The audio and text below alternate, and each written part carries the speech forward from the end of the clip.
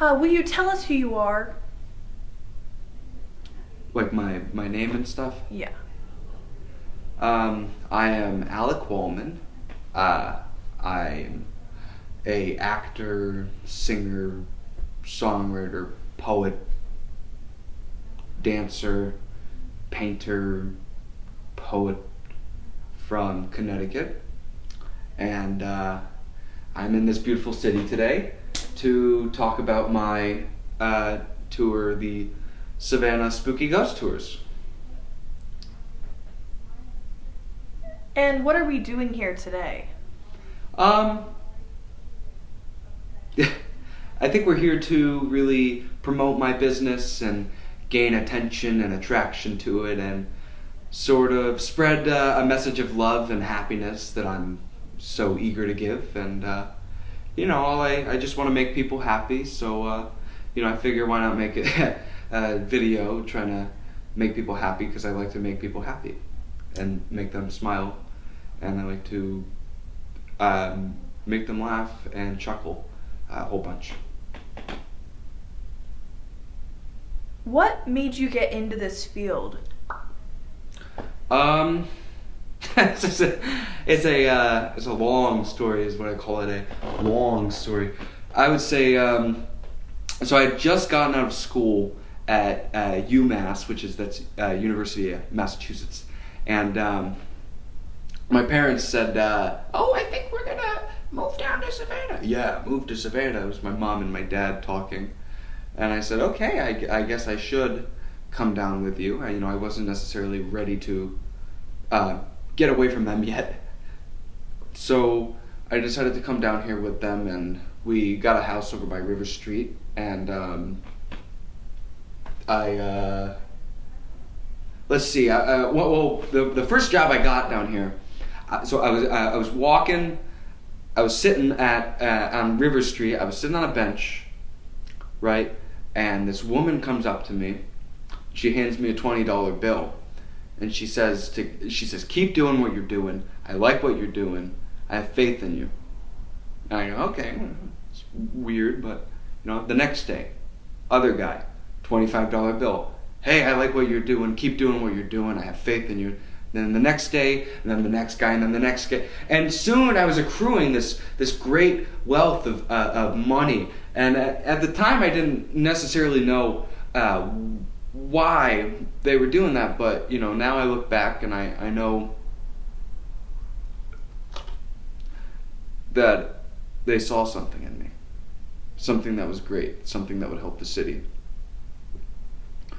and I decided to start a business with that money, but that was around the same time my parents had passed away.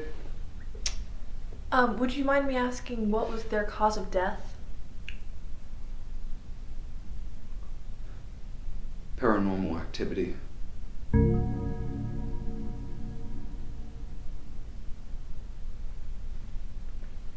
Would you say this is a difficult field? I wouldn't say it's an easy field, if you know what I mean. So, well, it's easy for me, difficult for the other tours.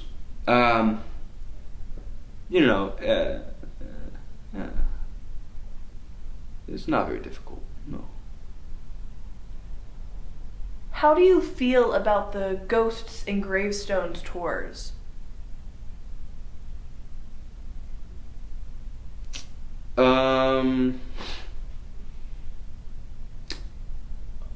Well, for one, they're Nazis, and they're racist, and they're sexist and homophobic. So, don't go there if you're if you're not one of those.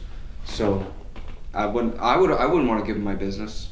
I'm not going to be mad if people do.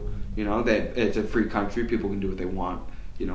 But they're not going to learn shit from some fucking guy in a vest going ooh, and the people going ah. Fucking, it's stupid. It's stupid, to be honest. I don't like it. It's stupid. So.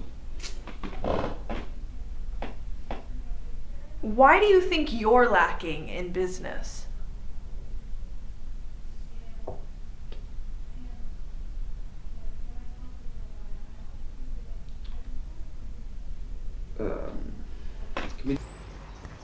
So over here, you can see this is called the Bachman Turner Overdrive House. It was built in 1875 by original Irish migrants who came down to Savannah. Some say you can hear the ghost of a little girl at night beckoning, "Help me! Help me!" And many people have reported seeing orbs in the area, in the natural vicinity. And we're not allowed to go in there. I think people live there now. But back in the day, it used to be pretty spooky. And this whole strip, you could see this house on the left. This was the Cosmopolitan House. This was built in 1875 too, and some say you can hear the ghost of a little girl at night beckoning, "Help me! Help me! Again!" Many people agree that maybe it was the girl from before.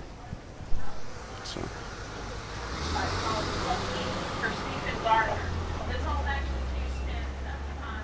I don't like them. I don't like that. It's not art. What I do is art. You know, it's a personal experience you can't really get from some fucking trolley or whatever.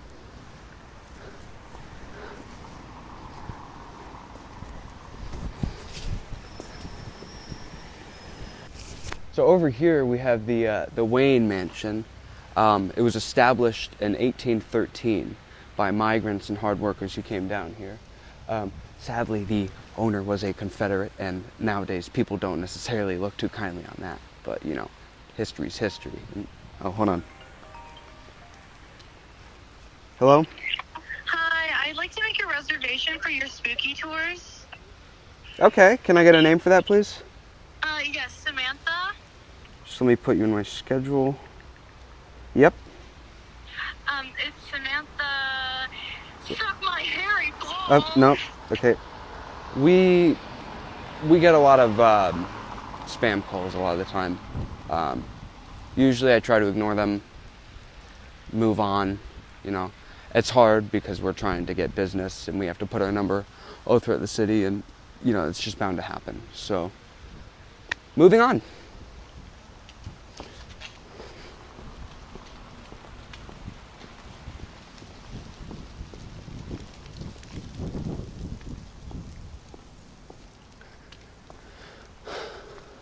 After what Alec told us about the other tours in Savannah, we figured we should check out some other reviews for his spooky ghost tours. These are just 2 of many negative reviews he received this year. This one says, Alec just has no idea what he's saying, and that he is, to quote, a total fuckwad. The next one was much more shocking. Laura B. from New York City says, my wife and I came to Savannah for a weekend because we heard it was filled with haunted houses and ghost tours. We booked a tour with spooky ghost tours, and the guy got back to us late. When we got there, he insisted we smoke pot with him, and when we refused, he got upset. Then, he kept telling us a story about a little girl that died and begs for help at night. We did our own research and found out nothing he said is true. He even lied about his life story. What do you have to say about the negative reviews online?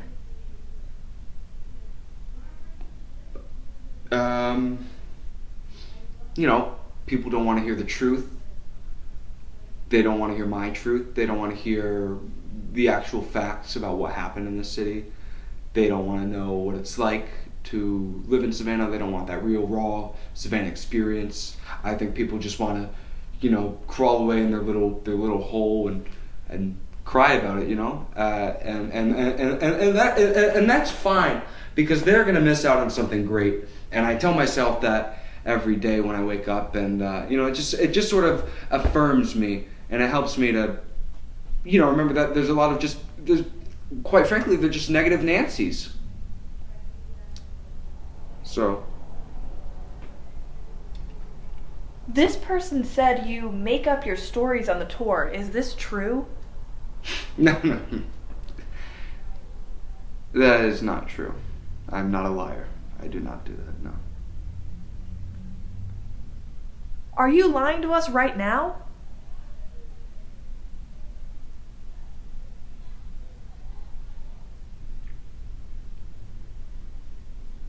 No.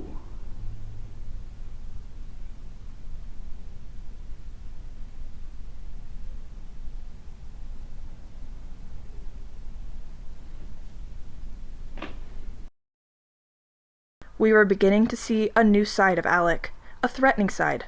One of our crew members decided to do a little more research on his backstory, and we found this article. Man accused of murdering his parents in Hazelwood home. The picture looks like Alec, but the name reads Alex Wallman, a very similar name if you ask me. Alec told us he grew up in Waterbury, Connecticut, and that his parents died in Savannah due to paranormal activity. This information changes everything. Was he lying to us about everything this whole time? Maybe he is some sort of criminal mastermind, an expert at concealing his identity.